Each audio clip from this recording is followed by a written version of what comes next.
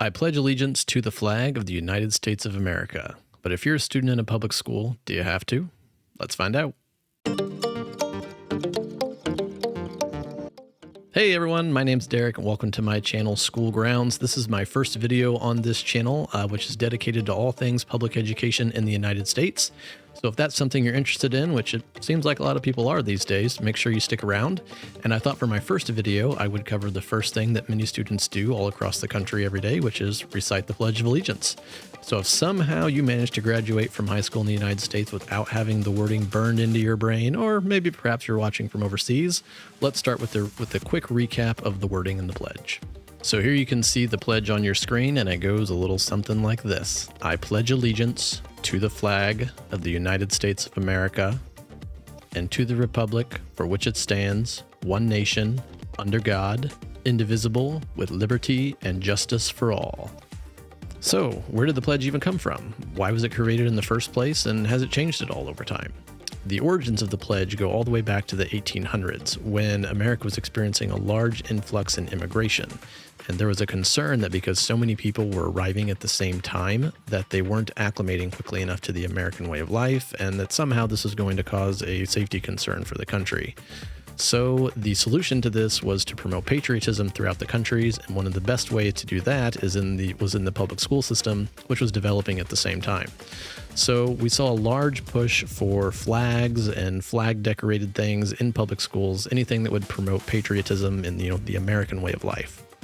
At this time, there was an independent newspaper or magazine called the Youth Companion that was trying to cash in on this patriotic wave that was sweeping the country. And luckily for them, there was an upcoming event to celebrate the 400th birthday of Christopher Columbus called the National Public School Celebration. So if somehow they could get their product tied to this celebration, it was going to be huge because this was going to be nationwide. They recruited a man by the name of Francis Bellamy, who wrote the original pledge and was successful enough to lobby Congress to get their version of the pledge to be recited during this national celebration all across the country. And the original version of the pledge that he wrote back in the 1800s read something like this. I pledge allegiance to my flag and the republic for which it stands, one nation, indivisible, with liberty and justice for all.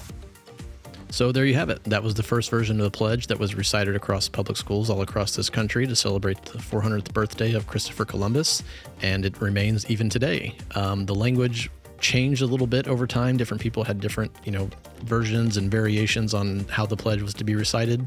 And it wasn't until 1942, shortly after we entered World War II, that the language was finally standardized, signed into law, and there was, one version that everyone was supposed to use. And when we standardized it, we also had to make one more change to the pledge at that time. Although today, I think most people know that the pledge is to be recited with your right hand covering your heart. That wasn't always how it was done. Prior to America joining World War II, the original version of saluting the pledge was called the Bellamy Salute, named after the man who wrote it. And the proper way of saluting the flag at that time was to hold your right hand outwards, level with your forehead, with your palm facing downward. And that looks something like this. So here we can see a photo of students performing the Bellamy Salute while reciting the Pledge of Allegiance. And needless to say, we couldn't keep using the Bellamy Salute anymore since Nazi Germany was using this salute at the same time during World War II. So the US government changed how the flag should be saluted to what it still is today. Standing at attention, facing the flag with the right hand over the heart. When not in uniform, men should remove any non-religious headdress with their right hand and hold it at the left shoulder, the hand being over the heart. Persons in uniform should remain silent, face the flag, and render the military salute.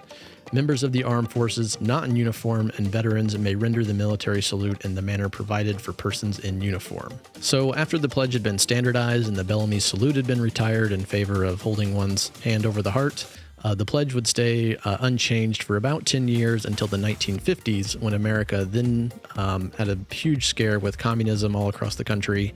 And it was thought that adding under God into the Pledge of Allegiance would somehow thwart off communism from, taking over the American way of life. And President Eisenhower at the time was not too hard to convince. So in 1954, the phrases "under God" were added to the Pledge of Allegiance. And as you can imagine, it was immediately met with lawsuits across the country. However, even though people were filing these lawsuits, we need to stop for a moment and think back on the language that we saw in the law regarding the Pledge of Allegiance. And, although the wording is there and the instructions for how to properly salute the flag, there isn't actually a requirement in there that students or anyone recite the pledge at any particular time. That requirement comes in at the state level. So for purposes of this video, I picked a state that most people would find conservative in the United States, which is Texas, and a state that most people would find liberal in the United States, which is California. And I've looked at their laws in public schools to see, is there actually a requirement that students are to have to say the Pledge of Allegiance every day? So here we can see the Texas law governing the Pledge of Allegiance in schools, and you'll notice that it states that schools must require students once during each day at each campus to recite the Pledge of Allegiance. So there's a clear command there for students to recite the pledge. In fact, in 2018, a student was expelled from Winfern High School for failure to stand and recite the Pledge of Allegiance. The issue was eventually settled outside of court, and the district allegedly informed students that they do not have to stand for the pledge if given permission by their parents. In California, it looks a little different. The law says there shall be conducted appropriate patriotic exercises. The giving of the Pledge of Allegiance to the flag of the United States of America shall satisfy the requirements of this section. Notice that the language isn't as direct. In Texas, students are required. In California, it mentions patriotic exercises such as the pledge, but doesn't name students directly. So, the million-dollar question. If you're a student in the United States in a public school, do you have to recite the Pledge of Allegiance every day, or does it depend on which state you're in? As I stated before, there have been several lawsuits regarding the Pledge of Allegiance, and two of them, noteworthy in particular, have made it to the Supreme Court. The first case to look at happened in 1940 in Pennsylvania, and it involved Minnersville School District. And here, there was a student that had been expelled from school for failure to recite the Pledge of Allegiance every day.